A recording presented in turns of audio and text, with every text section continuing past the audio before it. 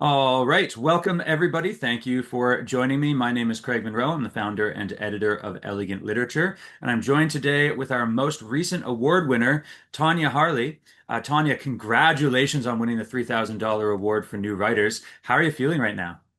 Thank you so much, Craig. I'm very excited about having won the award. It's awesome and on multiple levels. Yeah. Tanya has won the award with her story, The Slow Mending of Discarded Things. And you can read that for free in our issue number 55, Gentle Gravity. It's a fantastic story. But before we get started, maybe Tanya, for anybody who has if you haven't read it, you should stop now and go read it and come back because this whole conversation will make a lot more sense. But for anybody that has read it, maybe it's been a little while, Tanya, if you could just give us a quick recap. You can include spoilers of the story, 30 seconds to a minute or so in your own words, just to get everybody refreshed and hear it from Of you. course. I'll do a quick recap of the plot, and maybe we can get more in the thematic level and such later. So, Mhm. The Slow Mending of Discarded Things is the story of a woman named Margaret who works in a shop where she buys broken things in order to fix them. One day, someone brings a stone into the shop that turns out to have the power to resurrect the dead. As it turns out, it only works for Margaret because she has never grieved someone after their passing and doesn't understand the concept of grief. Years pass in which she does these resurrection services and also discovers that not only does she have this specific power over death, she also can't die or be killed. The turning point in the story is when a woman named Amalia walks into her shop one day trying to resurrect her 5-year-old daughter. The resurrection fails because sometimes the dead simply don't want to return, but they slowly grow closer as Amalia keeps returning to the shop day after day, and Margaret creates her very first close human connection. And in the end, when Amalia dies, Margaret tries using the stone for herself in order to resurrect Amalia. So she tries using the stone for herself for the very first time. It doesn't work, and it never will again because she has learned in the meantime what grief means. Yeah, fantastic. Well, that was a great summary, very succinct. We've had some that ramble on for a long time, and it's hard sometimes to put your story into sort of the brief synopsis. A lot of writers struggle with that, but you very confident in what your story is about, and I think that really shows in the writing as well, as we'll get into a little bit. Can you, just before we get into the story itself, can you tell us a little bit about your history as a writer? We are like the Elegant Literature Award for New Writers. We're a magazine and award for new writers. But many of us, and well, I've known you in the past, and I know that Yeah. you've been writing for a while. So can you just tell us a little bit about, how you got started writing, what drew you to it, and a little bit about your journey so far? Yes, I can do that. I started writing sometime over 4 years ago. So for me, it was a later discovery in life. I'm not one with the story about how, I wrote my first short story when I was 3. That's not it. I was 29, and I firmly believe, in later starts in life when it comes to writing. It started because I took writing class. With a friend more as a joke than anything else, and I discovered, this is actually pretty neat. And then I stumbled across an advertisement for the Elegant Literature Contest. That's when we met, and that's actually when I could say I learned to write for the first time. I was submitting to Elegant Literature, I think 4 years ago, more frequently. I had a short story published there, and afterwards I started focusing on like longer works and trying to develop a portfolio for self-publishing, and which is still absolutely my goal. Unfortunately, I hit a roadblock and a resulting writer's block for that. It is cancer for a writer's soul. For a while, I thought I would never write again, and I was extremely passionate. There was that time when I just absolutely wrote a novel in 3 weeks, right? And to just have it be gone poof like that is absolutely terrible. But this spring, I thought, maybe somewhere, somehow it can be rekindled, resurrected, and I checked out Elegant again. because it's where I started, which is why I said the you winning the contest has deep meaning for me besides winning the contest. And I saw the prompt. I absolutely binged all the intervening numbers since I stopped reading Elegant. My favorite issue by far was, of course, Dear Death. From cover to all the stories, I should reread that. It's downloaded, and yeah, I got inspired. This one was, I think, the second story I wrote after the blog. The first was also for Elegant, and it just spiraled from there. I've been writing again quite a lot, actually, very, very much. Yeah. Good. I'm glad to hear that. And yeah, writer's block can be a thing that people struggle with for various reasons, for various makes of time, for having it. And I mean, we worked together years ago, and when I still tell people about how you wrote 97,000 words in like 24 days, I think it was, which Wow. is 23 and a half days or something, which was absolutely incredible and good words too. And to hear that, having that. You're then struggling with writer's block and being like, I did do that. I can do it. But now I'm struggling with that. I'm so glad to hear that you got back into it. And then, of course, immediately, it feels like immediately after you kind of started writing again, you won the contest. Not immediately after I won the contest, immediately after I submitted to the contest, I actually ended up writing a novel in 2 weeks this time. Not 97K, it's 67K. So, okay, I cheated for another contest. There were submissions open for a novel contest, and I thought, I mean, that's crazy. I can't do that, right? You can't just write a novel unless, and then I just wrote it. So.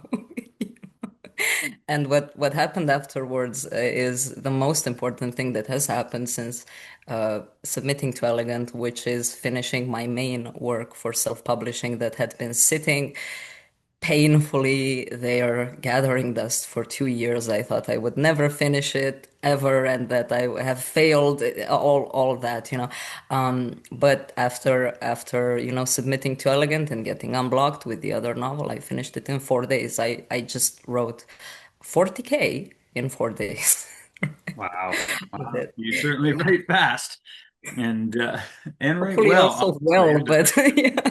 Yeah.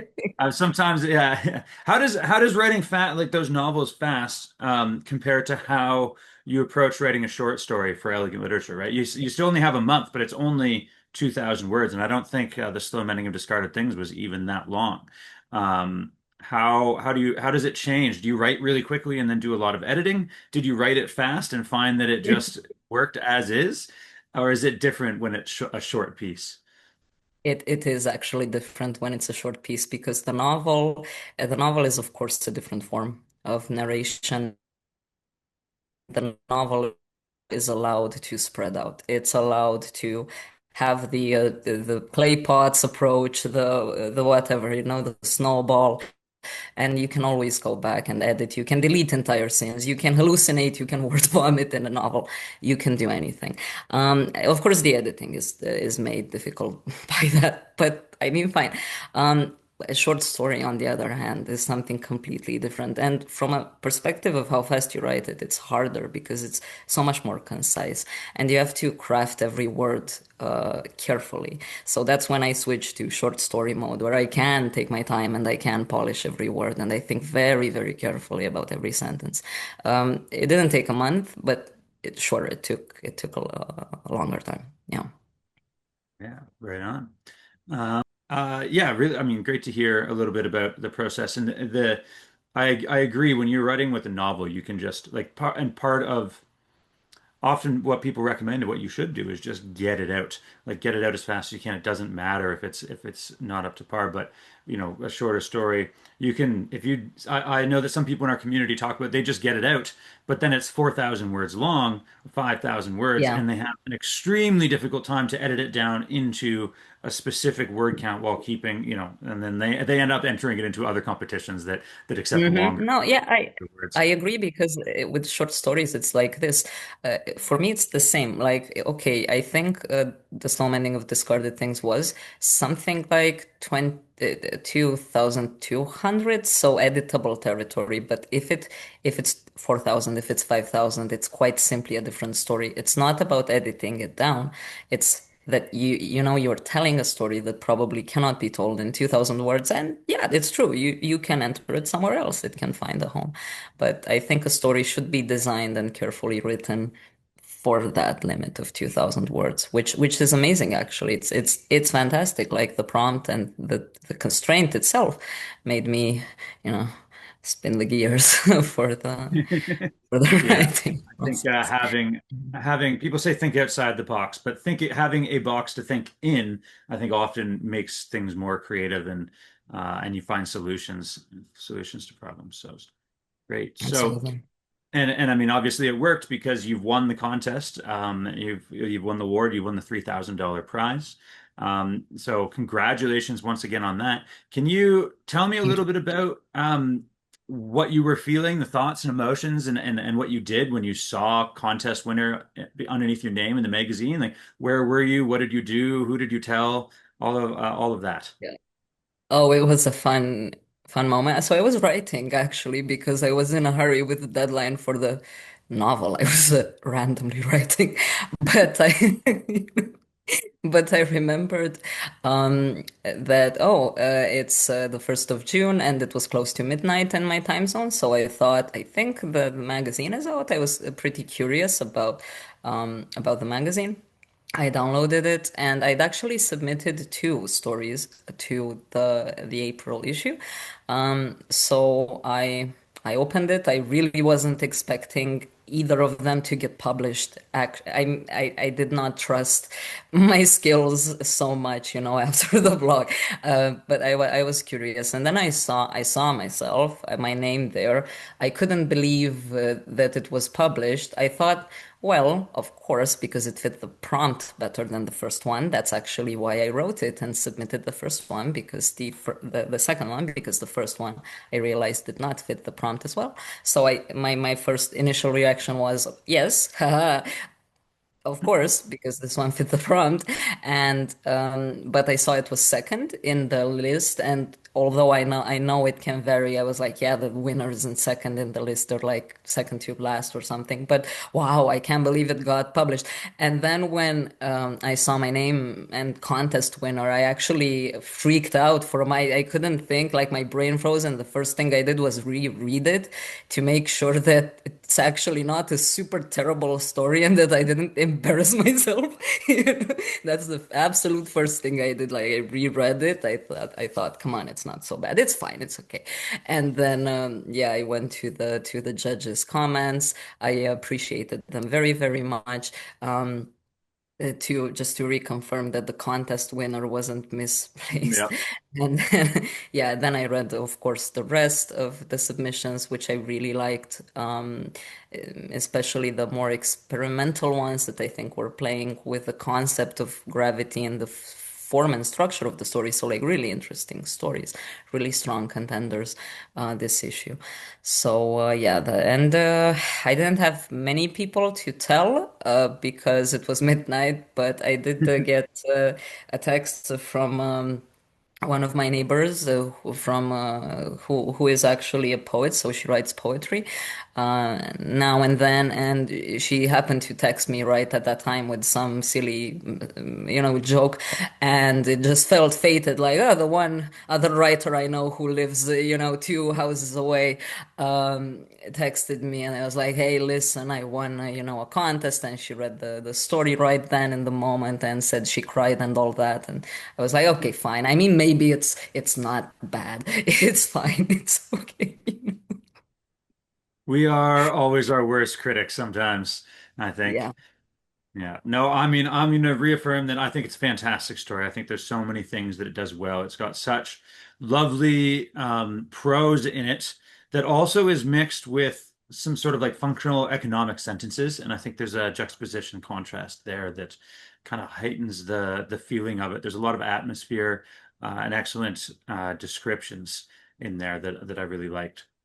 So let's start talking about the story a little bit. I want to know, we were talking about the theme, and I know you've mentioned on camera here, and I know because I know you, you like the dark stuff. And this story very much wasn't as nearly, this is nothing compared to what you're talking about, but it does Yeah. deal with death and things like that. So, but this theme, gentle gravity, was interpreted so many ways by so many different of the submissions, so many different ways. It was really great to see.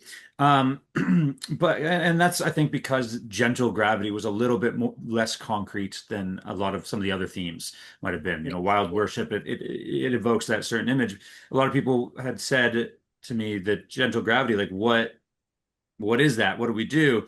And I know in the preliminary judges that read some of their notes was like, this was an amazing story. I don't really understand how it relates to gentle gravity, but it was great. And then I read it and I'm go, I can see exactly how that relates to gentle gravity. And so it means different things to different people.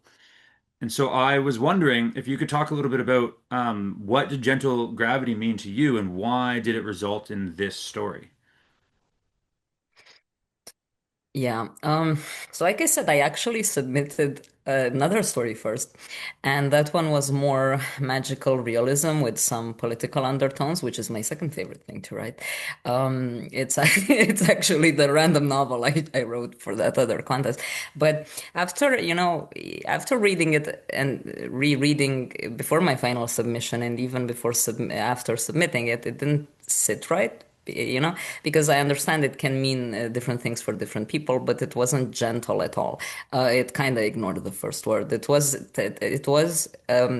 this sort of, if you looked at it, this more, let's say, violent upheaval of, yeah, gravity, but also of societal kind of order and, the government and media trying to cover up stuff. So I thought about this story and thought, well, yeah, I mean, maybe by no stretch of the imagination is anything there gentle. But then by thinking about it more and rereading the prompt said something about, the kind of people that have a sort of pool and the room arranges around them or something. And I understood better, I think, what the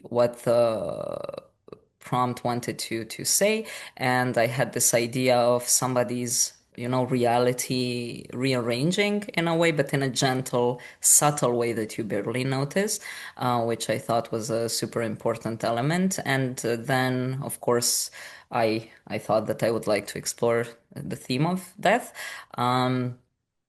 And I don't know, this whole idea with resurrection that only works if you don't care about it. It just came to me. Um, I was out for a walk and it just came from nowhere, and that was the story. Classic, being out on a walk and having an idea hit you, and you're like, ah, that's what it's about. There we Yeah, go. exactly. Yeah. Um, Yeah, and I mean I think that I'm not sure if that fully answered the other question I had, but you use the prompt word stone as driving force of this narrative. But it also managed to not be a story about the stone. Yeah. It ultimately was about the relationship between them. And what was the thought process when because you have this really cool premise, but you also managed to make the story not about that premise. And how did you approach that? Because I know in a short story, some writers, especially newer writers, get excited about the premise and they kind of miss the human emotion, or they make it all about the human emotion. They don't explore the premise fully enough, and then you're left Mhm. wanting more. And I thought you struck a very good balance between showing the cool nature of the idea that you had about the stone, but also balancing it with the actual character arc and the emotional depth and driving force. So can you just talk a little bit about how you managed that act? Was there a lot of editing to do, or did it come together naturally? How did you approach it? Yeah, I think it's a result of how I normally approach stories, and this is a very good question, right? But I normally approach stories with more than I'm going to tell a story about X and Y happening, right? Or even about X and Y character. Um, I usually tell a story about X and Y idea. And what happens is that the story becomes sort of a drive for the idea behind it, or the thematic level, the moral, if you will. Not that I'm moralizing anything. Usually, it's anti-moralizing, but or it's amoral. But there has to be like an idea. I have to say something about something with the story, and then the rest kind of becomes the vehicle for it. So. I mean, yes, the idea that I'm not sure what came first, but I did know now I want to write a story about death and grief and its facets. And I think most importantly for me, and the kind of inherent social taboo in not grieving when somebody dies and saying to people's faces, "Oh, your husband died. I mean, why aren't you happy about it?" Like the cynicism of it, right? That's a taboo thing societally, and I love exploring societal taboos. It's probably my favorite thing. Even if it's done in an understated way here, it's still I still consider it a taboo. Like it's at the very fundamental level of our, our human societies. Like, how do you dispose of the dead? Do you grieve for them? And usually the answer is yes. And here we have a character who just doesn't, I mean, not at all. She's cynical to that degree. So that was the thematic level was important for me to explore because I actually cared about this topic. And it was combined with, the prose, the mechanism, the prompt, the stone, and everything else. Yeah. Yeah, wonderful. I really liked the sort of vague, unsubstantiated backstory to the stone. Like it's like came in this meteor that crashed to Earth and it has magical powers. Maybe he claims it could just be a river stone. Nobody else knows, but it totally Yeah. does make these magical effects happen. Do you have a firm as the author? Do you have a firm idea of what's going on with that stone, where it came from, or did you just kind of throw a couple of those details in there and call it a day? Yeah, I'm sorry, I admit I have no idea. I do think it came from a meteor because that was also another thing thrown in for the gravity part of the prompt, and I do Yeah. want it to come from Oh, the okay. meteor. I didn't even connect that. That makes a lot of sense. Yeah, meteor coming down. Like there's gravity. Not gentle again, but Yeah, definitely not gravity. gentle. It's gravity, yeah, exactly. So it's violent gravity again, but turned to gentle this time. So yeah, I do want it to have come from that meteor, but further world building, as in where does that meteor come from? Is it from the resurrection planet? Is this a world where reincarnation is a thing? I don't know. Of course, there is an afterlife because ghosts or Yeah. people exist to be resurrected, but other than that. So there's also when speaking of when that guy gave the stone and the backstory, you had a detail of the clock with five hands and the cracked hand mirror. Did you were those again throwaway details just to make the description interesting, or was there symbolism packed into those items? There is symbolism. I try to pack symbolism into everything in that contained environment of the shop to sort of reflect Margaret, especially Margaret as a person. It's also why the title is The Slow Mending of Discarded Things, because she is also a discarded thing next to the other discarded things in the shop. And all the things in the shop are, either broken or, chipped, crooked, weird, like the clock with five hands, and she's also weird. So I wanted all of that to sort of reflect the character. Yeah, no, for sure. And like yeah, and just broken and discarded on multiple levels. Like she didn't have the grief for the family members that she kind of left behind and they're discarded by them and she's discarded them and by society as they want her for what she can do at that point when she has the resurrection power. And then as it's not working or it doesn't matter so much, like they leave her behind, years pass, decades, and people stop visiting and discarded. And she needs to be very slowly mended compared to everything else around her. Um, really, really good prose as well. I'm just trying to find some passages that I really like. You have like where is it? people spilling tears over discarded things and pouring out their hearts to the pale girl behind the overflowing counter who had nothing much to say is a lovely line. Um, and you have very much it first happened on a stuffy summer evening when golden red light was spread across the squeaky wooden floor. It gives a good pl sense of place. And then Mm. you just have very functional sentences like he didn't return a second time. Um, they were like and yet as word spread, more people wanted to try, hoping it would be different for them. Very much sort of um, different approaches to that prose, different feelings evoked by us in various paragraphs. Did you? How much of that was the editing? How much of that was curated and deliberate, intentional work on the prose, and how much of that was just rose naturally through your writing style? Mhm. Super good question. You caught me with the editing. Some of the sentences were definitely shortened for word count, but most of it not necessarily. So, um, it has become part of my style throughout the years, but it's also something very deliberate that I listen to the rhythm of the prose. And sometimes the sort of internal like musicality and some lines paired with other lines, they rhyme just 10% if you really listen for it, but not quite. But it kind of sticks with you there. It's something I heard about in an online course and it stuck with me and I thought, yeah, I'm gonna try to do that. So a lot of it is deliberate playing with the rhythm, right? And there are other examples when, right? I mean, again, maybe it's not, maybe only I can hear it, but there was another section. I really loved working on this prose where she says, something like his pen scratching paper poked at me for what felt like hours, but I didn't open my lips. That was when they said the stone worked for me because I didn't understand grief. So I wrote, those lines to kind of, to have a flow, kind of a musicality to them. And I think they do. I mean, I love them, but yeah.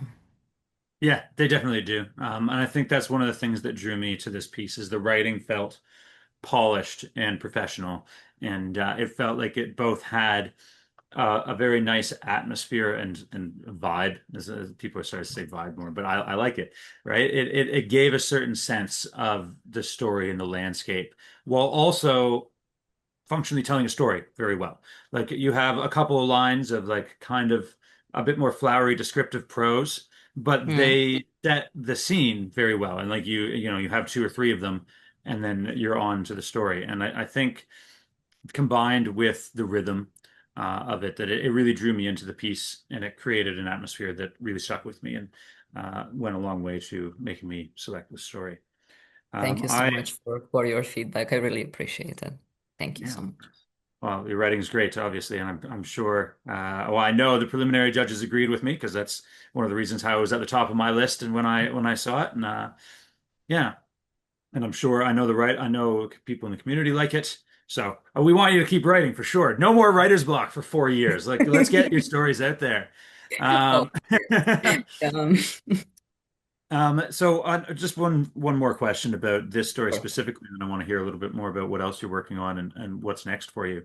But I mentioned in my judge's comment that it's a little unusual for a grief short story, a short story about grief, to feature a main character who has never mourned someone. And most stories, I think I mentioned this in the comments, are about what happens after or about the character loss. And you can even see some in this issue itself that are about that. And there are lots of them in the submissions. You said the Dear Death issue is one of your favorites. I think there's a Yeah, bunch in there yeah. as well. It's much more typical to deal with the aftermath of grief and what it does to a person, whereas you really focused on the attachment that is necessarily the cause of that grief as opposed to that aftermath. So, how did you come to this character, and why did you choose to focus on this aspect of it for the prompt? Yeah, well, like you said, it's a bit of a backwards way to view it, and I thought it was a bit more interesting, and also just as I was saying, just at the sort of very cynical, bit taboo aspect of having a character like that, right? I mean, it just straight up, you know what? Death is great. Why are you people crying all over the place? Just ew. It leaves normal, naturally a ton of space for character development, which of course wasn't done as slowly as it would have been required in a longer work, even a novella, because it was contained in a short story. But still, I think the idea came through a little bit, and I thought it was an interesting thing that the final moment of connection between Amalia and Margaret that came to be before Amalia died was Amalia confessing that she too did not grieve for her husband because there was nothing to grieve for. And of course, we have to read between the lines that she was probably mistreated or abused by her husband, such as Margaret was by her father. And that's a kind of a very deep level, I think, in which you connect because you don't just say things like that to, strangers, because it is a pretty heavy thing to say. So they basically, the way that they connect is over not having grieved when they should have grieved. And it's stated in a little line that Margaret waited for judgment that didn't come, from Amalia. And that's when they connect over, grief that doesn't actually exist, but Amalia can grieve in general. Of course, she's grieving for her very young daughter. And yeah, that's what segues then into Margaret learning to grieve as well, and the stone basically being rendered incapable of functioning. Yeah. Yeah, fantastic. And I really like listening to you describe that because I got, that sense from the story, but it's great hearing it in your own words. And I realized I just said the last question about the story, but I think anybody watching this who has read your story is going to kill me if I don't ask a little bit more about Amalia herself and their Mhm. relationship. That character, did she arise to serve the plot? Is it modeled after some experiences in your own life? Is it just there as a bit of a foil? Where did you get that sort of deep relationship and emotional connection from for them? And did it hurt to kill Amalia and, really make this the sadder story that it is? Even though I think it's necessary for the theme of this Yeah. story. But Absolutely it is. So Amalia did come to be as a foil, as a literary foil. I Her appearance was the first thing I saw clearly about this story. So, with red hair and the first blemish on the skin being pain, having, suffered pain from death, and that the image of the two of them was the first clear image I received about, the story in my head. Um, which is interesting. And I did it pained me to give her a child who was so young. And yeah, I did then develop this character. I thought she embodied a bit this gentleness of the prompt as well as a character, and again as a foil because Margaret is pretty abrasive, and Amalia is softer, maybe not on the inside, but at least, on the outside, she's gentle, she's softer, she suffers a lot, but mostly in silence. She cries quietly. She does these little like gestures. She takes the plate from the shelf, but doesn't, say anything, doesn't smash it against the wall, or, she's this sort of presence that probably was necessary to be softer and more discreet so that Margaret could even, receive her in the environment. And I really liked like the music box scene and the final scene when, they confess that both of them haven't felt grief when they should have. And yeah, then it was pretty damn sad. I have to agree that, I had to kill her. It was necessary, absolutely, for the story. I mean, she obviously had to die. It was the most predictable ending to a story ever. I think it was in the first sentence of the story, the hook, the premise. It was obvious she was going to die, but it didn't make it any less emotionally impactful. Like I, who doesn't really, I mean, I don't really get emotional when writing some stuff. I mean, of course, I feel it extremely deeply because you have to.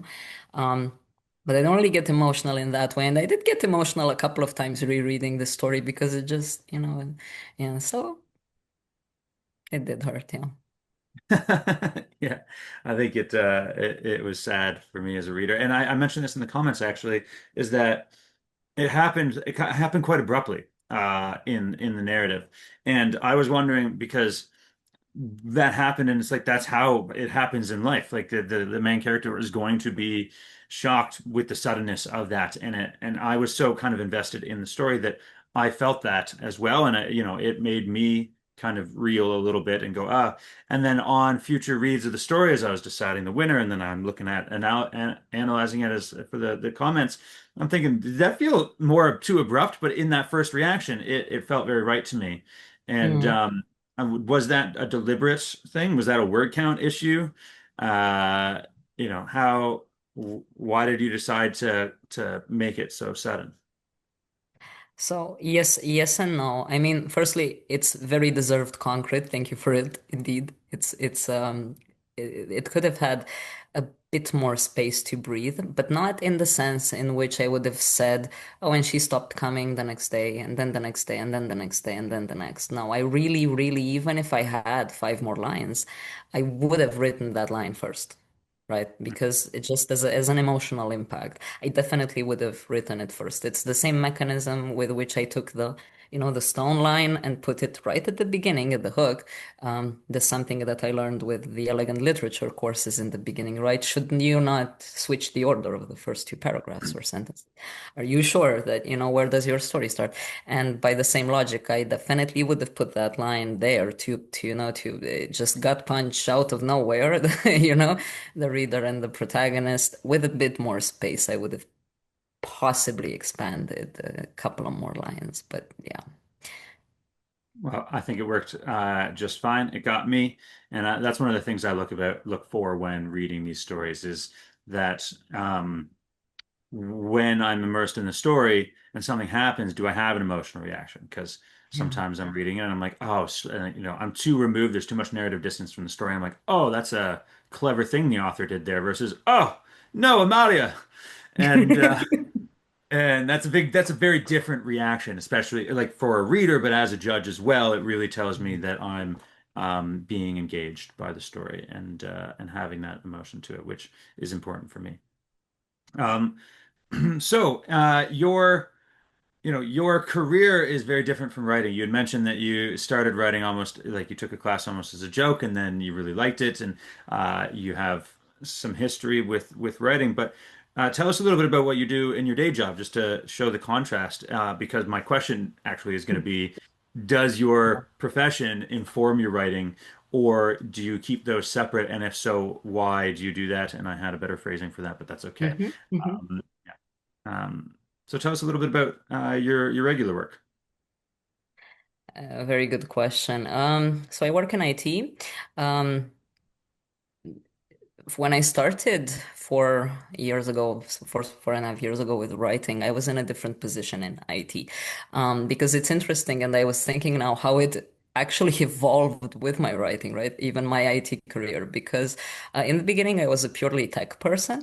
I was doing really just techie stuff in the very beginning, like application management, maintenance, infrastructure, right? Like really, yeah. Then I was a developer, so programmer, which has a bit of creativity in it, but not really because I wasn't an architect. I wasn't doing design. I was just implementing. That was very interesting too, but it's very mathematical, and at one point, and this happened almost, I think, by mistake because my company couldn't place me with a new project after my old one for programming closed. I became a business analyst and then a product owner, which I am now, and which are actually job roles that have creativity in them because it's the role that supervises the creation of new software from A to Z, and contributes with the concept and the brainstorming throughout the programming, the development, the go live, and all of that. So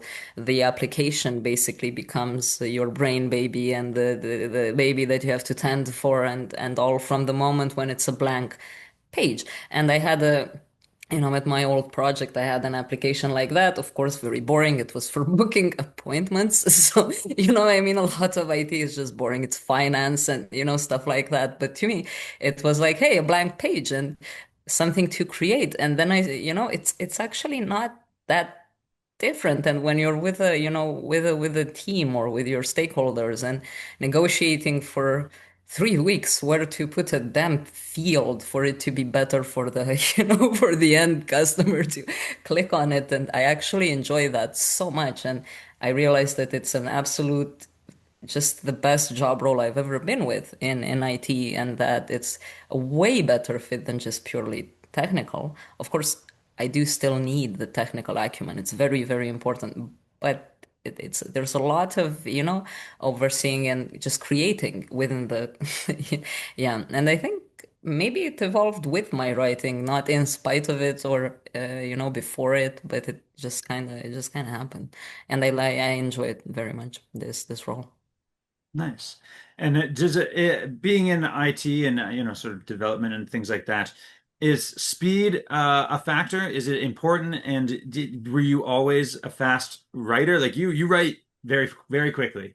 For you're talking about your novels, and when we worked together, I don't know if I've mentioned this on camera to other people, but about 4 years ago, at the beginning of Elegant Literature, roughly, somewhere back there in the annals of the past.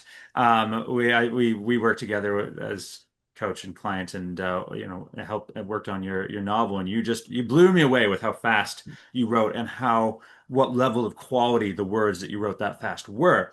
And I've been talking about how awesome that's been for years, and to see that you're still kind of doing that. Is that just what inside of you has spurred you to write like that? Are you just impatient with getting to the end? Is it something to do with work, something that you learned, or do the words just pour out of you and you couldn't stop them if you tried? Because you've talked about the short story, you are slower and more deliberate. So what is it Mhm. about that speed that allows you to do it? I'm sure there's a lot of people watching this who would love to be able to pump out 60,000 words in 4 days or 10 days and enter a novel writing competition. Yeah. No, that's a very, very good question, a very fair, and I think you ask such intelligent questions that you're making me think about myself in different ways. Um, just to be fair, I've also talked a lot about our mentorship throughout the years, and I've definitely talked you up to a lot of my writer friends from the communities I started throughout time, because it was just so important to me, and I learned so much. So thank you again for that. Thank you. But yeah, I do think it did inform me because the time pressure is so a thing. Deadlines are always impossible. Stuff always has to be done in 3 months that you're looking at and thinking, no, this is a 1 year job. What are you doing to us? But no, it always is a tight deadline. It always is an impossible job at high level because I work like in corporate business to business stuff. It's not small software. It's big stakes, and which is fine. I mean, if there's no impossible deadline and people don't have impossible expectations of our teams, it's not exciting enough for me or something. There's a bit of workaholism mixed in there, I have to admit. And it did like working. I've always worked at high speed in corporate and internationally, very internationally. I had teams from like all continents, I think, in my last project, everybody, and we worked in 3 languages, which sometimes I had 3 screens and was reading very quickly on each of them in a different language, and my brain was malfunctioning with, wait, which language am I talking in right now? What's going on? So yeah, I think definitely that plays into it, and a lot of people who work in these corporate environments and with development and in these sorts of, product roles or something, maybe they can relate that they end up reading fast and typing fast and everything has to happen like super fast. Yeah. So you talking about that reminds me of a quote I read recently, and I can't remember who said it off the top of my head, but it's something like, to create a masterpiece, you need two things. One, a plan, and two, not quite enough time to put it into action. Exactly. Man, yeah, and that's like deadlines. I know I worked at deadlines. I have a problem with procrastination, and so Yeah. sometimes the solution is just to move the deadline up sooner and get the work Mhm. done sooner. And but you work fast, and often, that pressure can help turn things, and then if you have enough time to go over it after and make sure that it's what. Absolutely. Absolutely. Yeah. No question. No question. So, let's get into. I think you mentioned to anyone watching this that your preference, and I mean it's in the bio, in your bio for the story in the magazine, is that your preference for writing is in the extreme horror niche, Mhm. and I want to know what the extreme horror niche is, specifically what it is to you, and what draws you to it. Yes. So to clarify at first, it doesn't sit squarely in that niche. It's always a mix of genres, usually sitting at an intersection of literary fiction, a spec like dystopia, stuff like that, maybe a bit of fantasy, grimdark, but with extreme horror elements. And extreme horror is just the horror that is too extreme to be welcome in the mainstream. And here I'm not, of course, I won't be naming names, but you have even horror lit mags who specifically say not extreme horror. This is not the market for violent, explicit, graphic, whatever horror. So, okay, there is this distinction. This is why the splatterpunk genre, later, subsumed under the larger extreme horror umbrella, was created in the 80s. You have the 80s and early 90s with writers like Jack Ketchum, and it wasn't horror because it was too much, for the like maybe in the mainstream people want. Sure, they want spooky, they want a bit Halloweeny, Stephen King, but not, okay, why am I reading so many pages of just super explicit dismemberment? I don't want to read that, but there are cases where it can absolutely serve a story that wants to make impact in a very, very shocking way. And it has also belonged in some points to lit fiction. If approved, Cormac McCarthy's Blood Meridian is an example of that. Sorokin's Therefore Hearts is another example of that, where, they were making societal, political points and they were published as literary fiction, just super violent literary fiction. And nowadays, sure, it is a niche. It is pretty active, it's a very active community. Some of the stuff, I admit, is just, straight up slasher, and that's also fine. I mean, slasher for slasher's sake, shock value for its own sake. I think that's a perfectly valid artistic expression, in my opinion. Mine are more like literary ambitious, but I do find myself drawn to, man, I want to discuss this super dark thing, like a dystopia or something, but I want to also do it in an extremely dark, disgusting way that will test the limits of the reader, the paper, and the writer. So, yeah, so then it just ends up being, what it is, um, which is kind of, yeah, it's extreme horror. Fascinating. And I mean, I can hear from your voice how passionate you are about it. I love it so Um, much. and how do you think it is affected from the medium of the literary nature, words on a page book versus film? Because there's plenty of like, gory horror Yeah, movies I know. that really explicit violence, and there's plenty of them that are critiqued obviously as like, well, there's just so much violence and like it's what is the point? But do you feel like it's more accepted in the film industry to have these crazy violent things for the sake of Yes. shock value? You get thrillers and slashers that Yeah. it's just about the slasher slashing, and you get ones that are, especially I think back in the 80s 90s, but still, that are just over the top gory and bloody, and Yeah. sometimes it's played for laughs, sometimes it's not. And why do you think it's more acceptable to do that in film versus the literary world? And do you think that's changing at all as we progress? I literally asked myself and I asked a friend that very question when we were discussing the topic a few weeks ago. So yeah, like splatterpunk, um, and extreme horror, they like I said, they do also they make a point with this kind of, extreme violence, shock value, and especially the psychological nihilism of the whole thing, because you're rarely gonna find a book in the genre, or, even one of my stories, of course not, that ends in a happy that ending. That's impossible. It has to be the most hopeless, the most nihilistic ending. So like, psychological nihilism is a big part of it.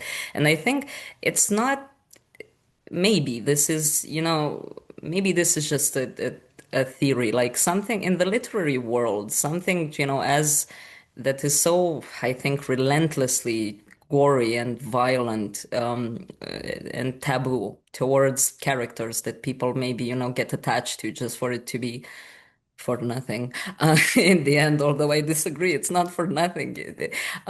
Maybe that's just not simply, people would like it to be different, to attach to a character, and for something somewhere, something less terrible, like not completely awful, to happen in the whole book. And when it doesn't, I just feel like, yeah, maybe it's more a bit, maybe a bit more about, emotion and perceived value. Like in film, you can do it because the imagery has inherent value, right? Like a picture is worth more than 1,000 words and all that. But then I think, I don't know. I just see it handled differently, which is, it's a shame, but yeah.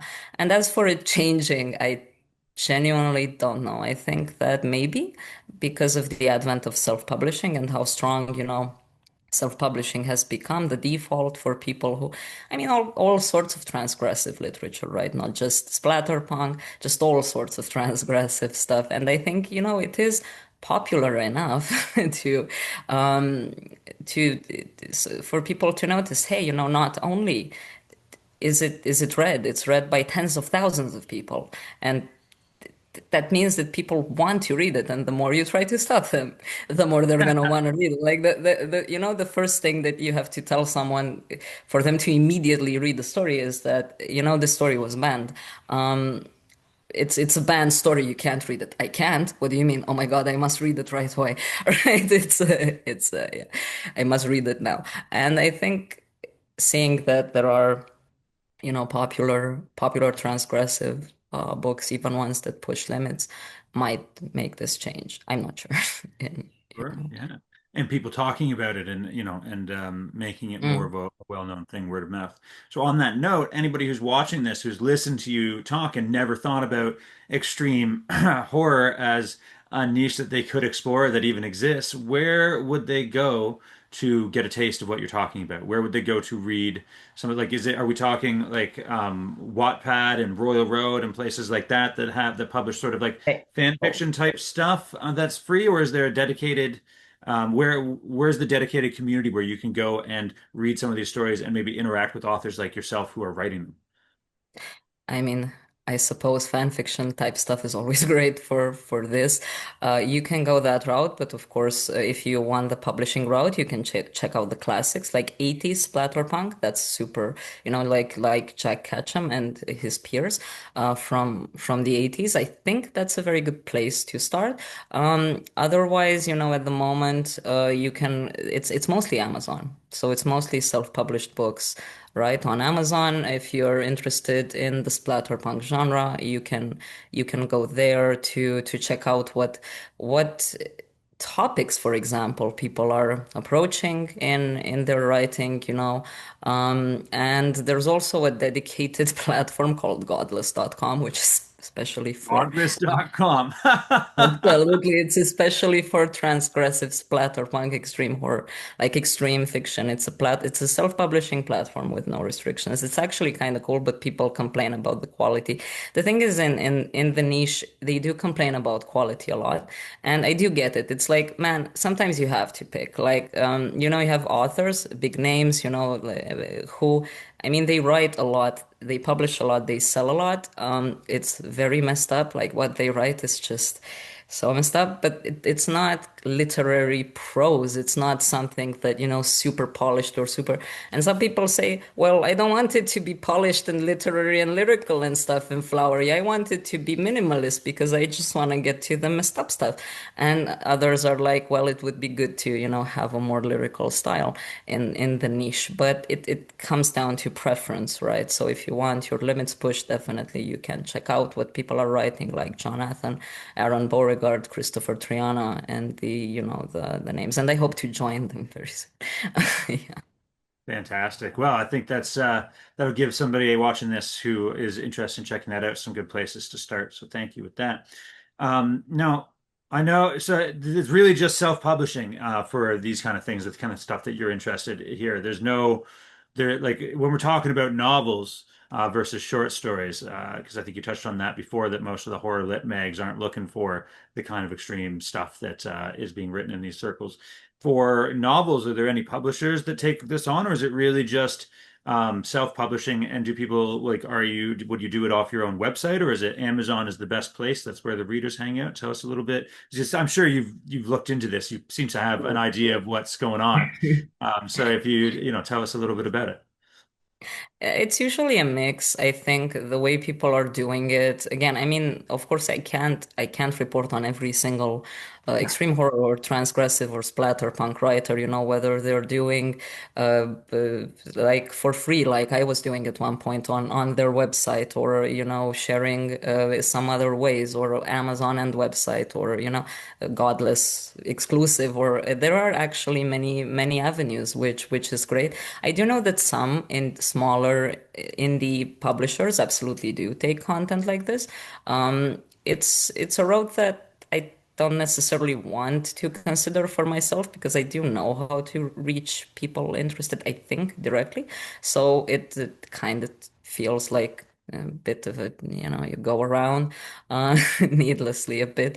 Um, in my case, but yeah, I think for most it's a combination of, so Amazon is definitely the place to go, plus personal website. Definitely lots of writers are selling, and they're even hand signing each copy of the books that they're sending out. It's actually a very nice community. And The intense ones always are. Yeah, right. I mean, it's for sure. And yeah, also platforms, smaller platforms like Godless, and like you said, of course, even sites for fan fiction like Wattpad, AO3, or whatever. Yeah, for original fiction, not necessarily fan fiction, just because these are the platforms that kind of take absolutely anything and you can write absolutely anything. So yeah, you can find it, and I think most use a combination of all of them. Right. Fantastic. So if we could, send you, what's it look like in the future for your writing now that you've got back into it, you're really enjoying it. You're now an award-winning author, which may help, hopefully help keep you going and motivated, but also maybe help bring readers to you as you get started with this. We could go, 10 years into the future. What's the goal for you? Do you have a specific goal that you can talk about? Do you have kind of the hopes? Would you want to forget the IT job and do purely writing, or do you want that balance, and that what does it look like for you for success over the next 5 or 10 years? Thank you for the question. Yeah, I definitely do want to get going, and with the self-publishing, especially my main novel that's been sitting and kind of really, really God, poking at me. I fell a bit into the mania of the magnum opus with that one. I shouldn't have. It's a lot of pressure. You were warning against an attitude like that, but okay. So basically. So basically, I think the biggest success possible was finishing it, which made me extremely happy. Um, Publishing it definitely, and other books that I have lined up, just simpler short stories, novellas. I have others lined up, and then we'll see how it goes. I think the main success would be to have them out there, to be proud of them, to be proud of the final version that I managed to put out into the world, and say, hey, these books, they have a shelf in the world and place, because I carved out that place. Of course, others were there before me, but I managed to, place them. So that's success in and of itself. And sure, we'll see how it goes. At the moment, I'm pleased with my day job, but I would also be pleased if, oh my man, I have to write so many books. Like I have to publish 100 books on the profile that I can't keep up, and so IT will have to take a back seat for a while. That would be awesome too. Not a bad problem to have. Yeah, No.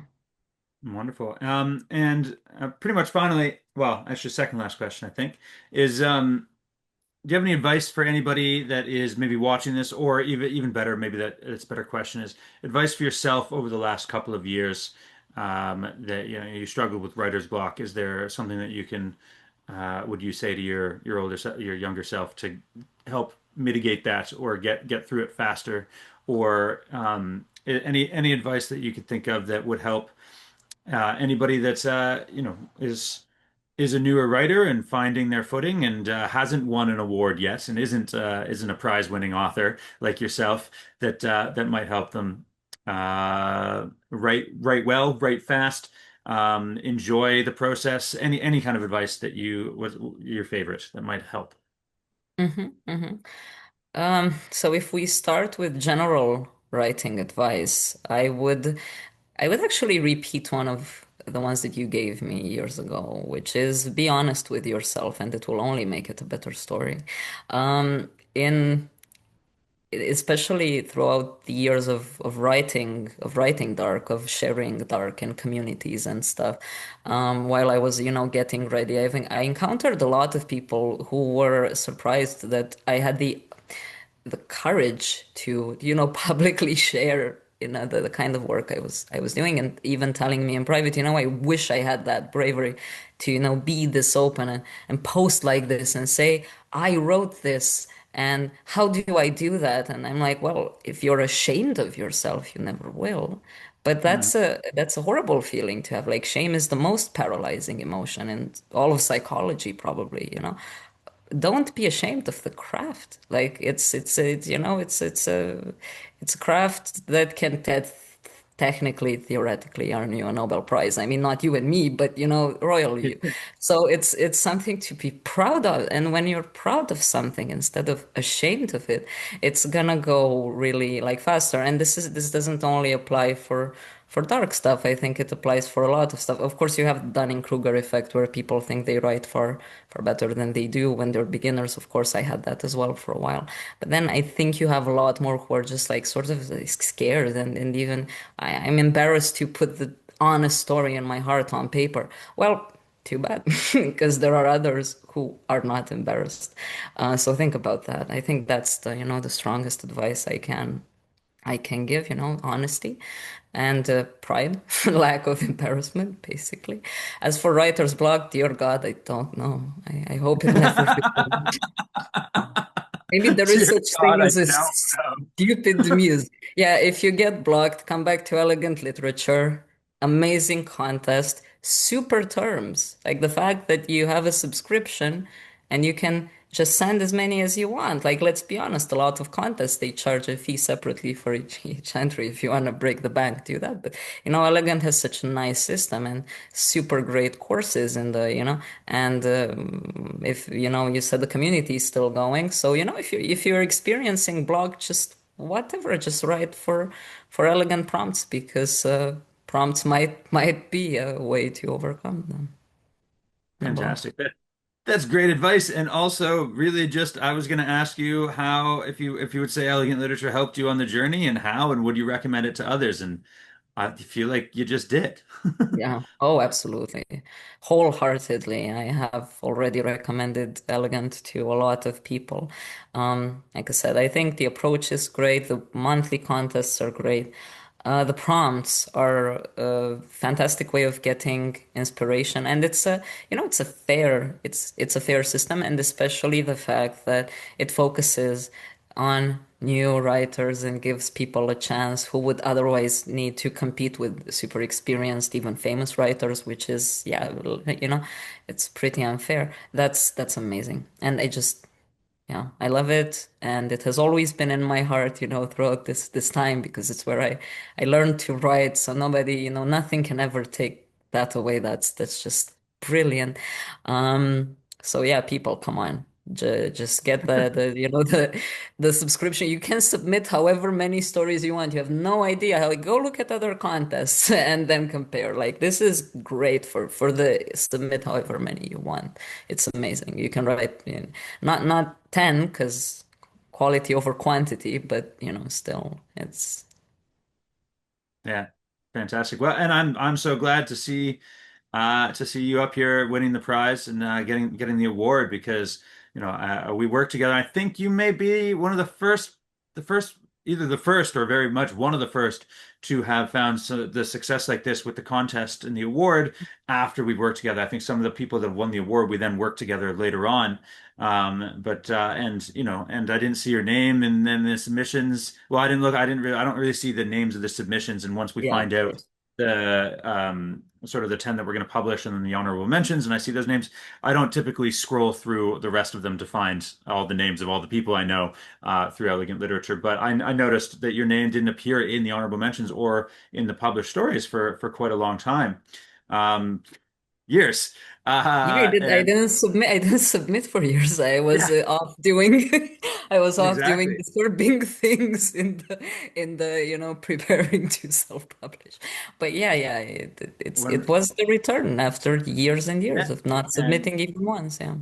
when I finished with the selection and I kind of opened up the hidden parts of the file to find out who won, and I saw your name. I was, is this? Are you back? This could not possibly be another author. And I had to check the the legal name versus the thing. I was like, it's you, huzzah! And of course, there's a picture with it and everything. So I was like, nice. So I've been very much looking forward, and I'm very pleased. Because I always thought your writing was really good. I thought I was astounded by your speed and the quality that you could keep while going that fast, and your approach. And so I'm very pleased to see you here, and congratulations once again for winning the award. You're an award-winning author. You can tell everybody Thank you. that. Put it on every CV. I'd buy a plane and have it tow it behind it on a sign in the sky. That's great. It's just congratulations. I'm so pleased for you. Thank you. Wonderful. And I think that about wraps us up for today. So thank you everybody for watching us here. If you've made it this far, if somehow you made it to the end and you haven't read Tanya's story, go read it. It is fantastic. It's free along with 9 other stories in the Gentle Gravity issue. That's issue number 55 of Elegant Literature, and all 54 issues before that are also free to read. So that's like I think what we're at 500 over 550 stories in the magazine. So that should keep you going for a weekend at least. And there's some really good stuff in there. You can read the other award-winning stories in the past. And if you want to read Tanya's other stories, there's 2 of them. There is The Man Who Bought the World in the Mirror Image issue from way back at the beginning. That's, I think, one of the like 6th or 7th issues that we did. And Mhm. then there's a story called Victim in the Killer Instinct issue, which also was you're really picking the issues that go with your dark themes here. Um, the Yeah, mirror yeah, image is cool. Killer Instinct, and now, well, Gentle Gravity, but you spun it in a cool way, and your story isn't very dark. That's for sure. Go read Victim if you want a dark story. And as you said, I think before we started the recording today, Victim is a 1 on your scale of 1 to 1,000 of being of darkness or intensity. So. Um, but that's also the story. I'm pretty sure when people say, "Hey, is this magazine?" is this too much for this magazine? I say, I'm pretty sure we have a woman who like axe murders her husband and then eats him. So I think it's okay. Uh, but in service to the plot is always the important thing. So of anyway, course. Agreed. congratulations again, Tanya. It's so fantastic to have had this conversation with you. I'm very much excited to see what you do next. I think your writing is fantastic, and I will be following you. You certainly have a fan in me. And I'm sure that anybody who read the magazine and found your award-winning story is going to be following you as well. So hopefully we can, are you writing under Tanja Harley for your self-publishing works? Do you have a website or anything that you'd be working on? I think so. Yeah, for I was thinking of keeping this one for trad publishing, like putting it on the magical realism novel that I submitted the other place and something. I might want to keep them separate, so I'm still working on the identity for self-publishing, but I can let you know. Not 100% decided for now. We can always put it up and send out emails and things. We like to highlight our authors who have gone on to find other success and get other things published. So I'm Thank you sure so anybody much. who wants to keep up with you will be hearing from me when it's time to go buy your book. Thank you. Uh, Thank you so much, Craig. Yeah, and it's not definitely not because I'm embarrassed or anything, just sometimes, many people separate trad from self-pub. It's just the way the Yeah, industry and works. So, yeah, if you're just going to separate. do some sort of cozier fiction, like the slow Yeah. mending of discarded things, Yeah. it's almost cozy. It's very it's Yeah, heartbreaking, yeah. but It that's is. some cozy stuff still is versus the extreme horror that you've been talking about throughout this call. You might want separate pen names for that so that Possibly, the yeah. readers don't get confused. Right. Oh, well. Possibly. Thank you. Thank you for allowing me to speak so freely about this. I really appreciate the Yeah. fairness and all that. And thank you for winning the award, writing such a fantastic story for us. And I'm so excited to see where you go next. So thank you everybody for watching, and go read our issue. And if you are a newer writer who is interested in getting published and started, getting paid a professional rate and starting your career, then check out elegantLiterature.com and maybe think about submitting something to us. We'd love to publish it. All right. Have a wonderful day.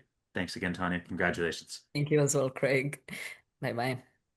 All right.